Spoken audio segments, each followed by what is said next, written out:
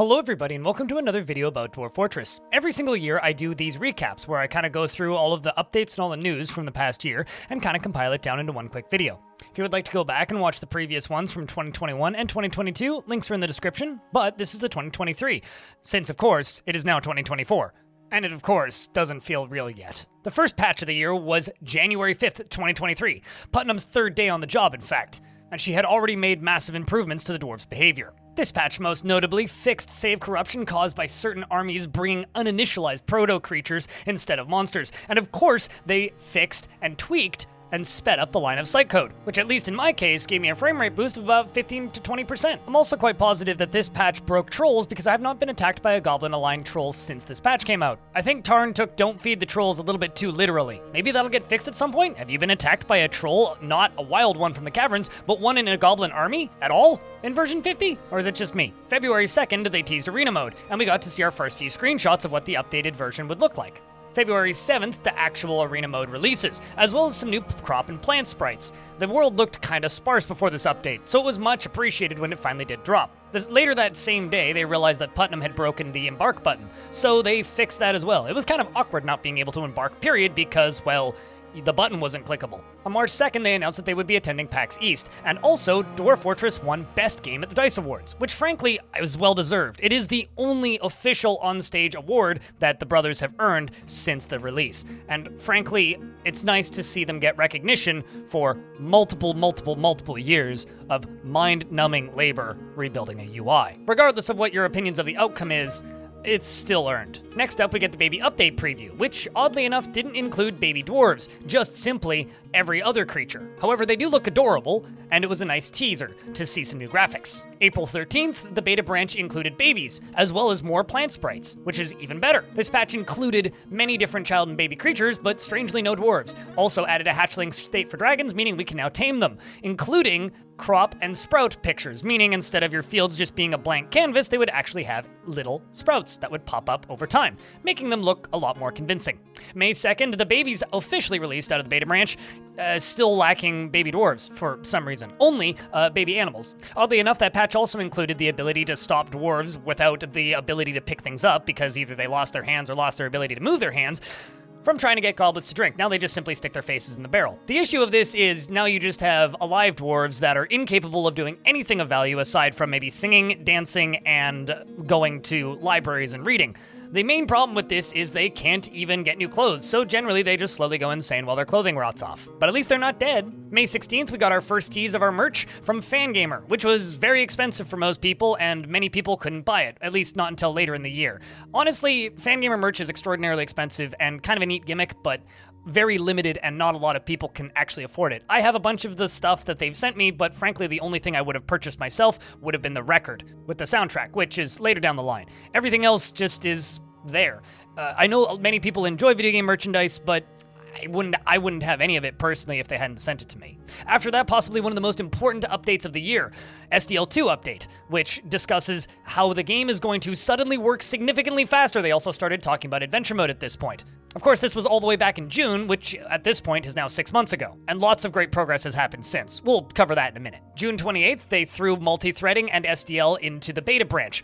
In my case, accelerating my frame rates by up to 50 to 100%. Fortresses that were previously running at about 30 to 40 frames a second now ran at a flat 80, and it's been that way ever since. I can now run fortresses of 200 plus dwarves at over 80 frames a second, which is insane considering back in December, fortresses running on the same PC were running at 30 frames a second. So incredible optimization has happened in this time. Next up, July 19th, we got our first glimpse at the procedural faces and an idea of what adventure mode was going to look like.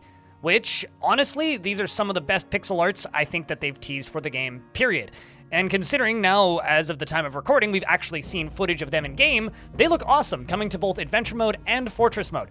And honestly, I think that we've convinced Tarn to also do ASCII faces for the ASCII versions, and frankly, I hope that they look like Star Zoo, because that is a nightmare that I am ready to live in. Kid Fox also commissioned a couple tutorials from myself, which allowed them to be uploaded to both their YouTube channel and mine. Maybe we'll do some more of those in the future. What would you like to see me do these detailed deep dives on commissioned by KitFox? Let me know down in the comments section. August 17th, we got our teases about Linux mode, and some reports and Gamescom news. The interesting thing about the Linux mode and the reports is, well, the Linux mode was something that was promised early on and took way too long, followed by the reports, which was actually, as far as I can tell, something that the community wholeheartedly Mandela affected themselves into thinking existed, but never actually existed in the first place. There was never a way to go back through the entire history of reports in older versions of the game. However, you could scroll back through the last 3 months, and you couldn't delete them in older versions of the game. That was the main difference. However, it would still depopulate them every 3 months in games, so they would vanish over time. But now, in the current version, at least at this point, it was in the beta branch, it's there, not indefinitely, but at least for a year, from what I can tell from looking, and some of the reports stick around forever, like massive world events and such. Meaning, the community Mandela affected the developers into adding a feature that is fantastic. So good job, do more of that, except instead of pretending they previously existed and got removed, maybe let's just ask them to add new things that are cool.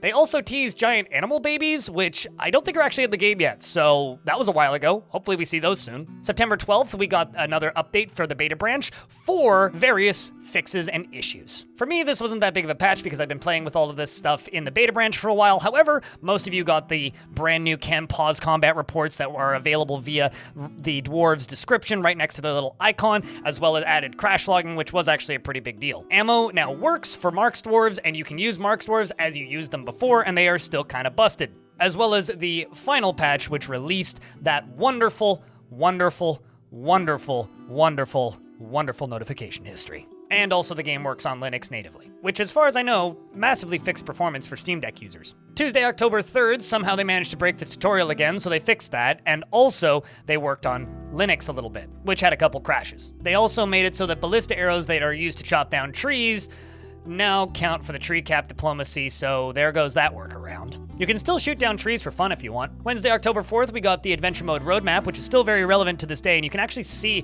exactly what they've completed on this thing if you go back and look at it. I'm gonna make a video in a couple of days kind of talking about that because I think it's something that needs to be discussed in 2024. God, that doesn't feel real yet. And we also got to gaze our eyes upon these beautiful sprites for the player and character icons.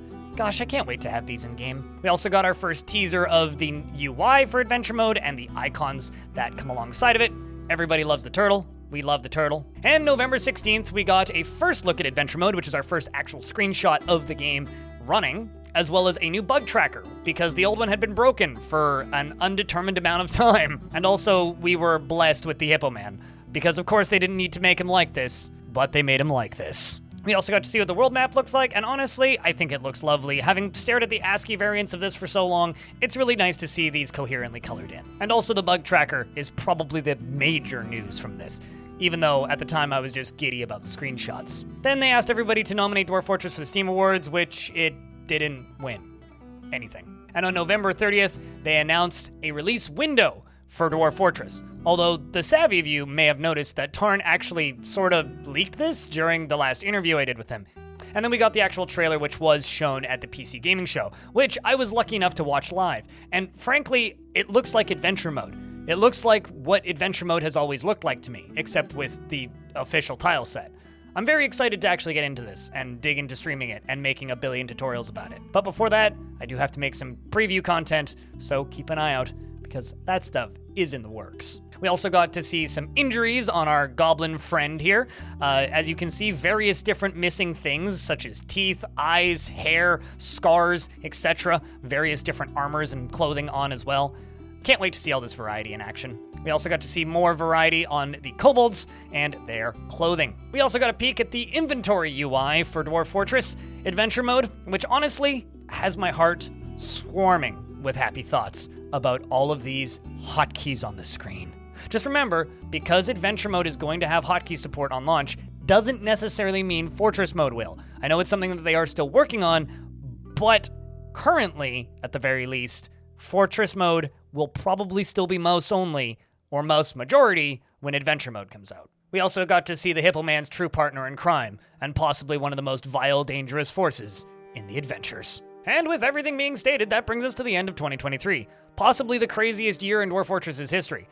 It's also worth noting that DF Hack got updated a whole lot and now has some incredible user interface additions that make the game a lot faster to play, at least for myself. A lot of search functions, of course. Now, this is something that Platinum has been working on for vanilla, so at some point this might not be needed. But currently, if you are playing the game and would like to be able to search most of your menus, you can do that with DF Hack. I've got a video on my DF Hack recommended settings which you can watch if you would like to see how I have mine set up. It doesn't affect the gameplay at all, just adds a bunch of search screens and UI functionality. All in all, it was a great year for Dwarf Fortress. And of course, there will always be people criticizing it. And honestly, in a lot of cases, it's deserved. Dwarf Fortress is far from a perfect game, but there still isn't quite anything like it. And if it's a game for you, it's the game that you will probably be playing for a very long time, or at least returning to whenever major content updates come out. I know I myself have been enjoying the game quite a lot over the last year, and the increases in performance have been absolutely humongous for myself. I go back to version 47 just to look at the frame rates and go, man, I used to play this game at like 15 frames a second, and the only time I could actually move the camera was while the game was paused because of how much it lagged.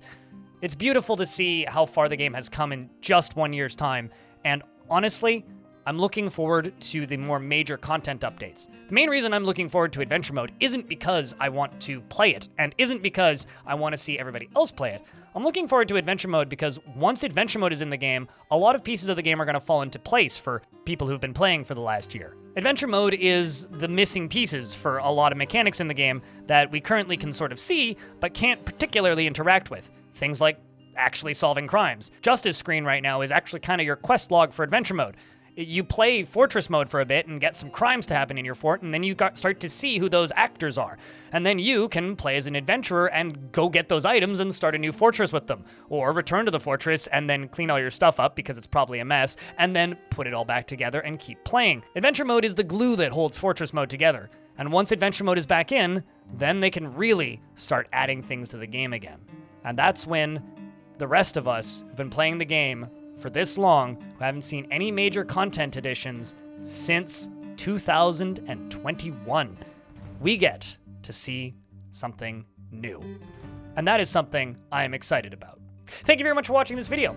If you like these videos and these news videos I do, well, I will keep doing them. I did them all of this year, and I will do them next year, and the next year, and the next year. If you enjoyed these recaps, you can go back and watch my previous ones. And if you would like to support these videos directly, well, the best way to do that is simply by sharing it around and telling a friend, or by tuning into one of my streams and saying hi. Or, you know, if you want, you can become a patron or subscribe on Twitch with Prime. I don't know, you do you. Thank you very much for watching this video, and I hope to see you in the next one.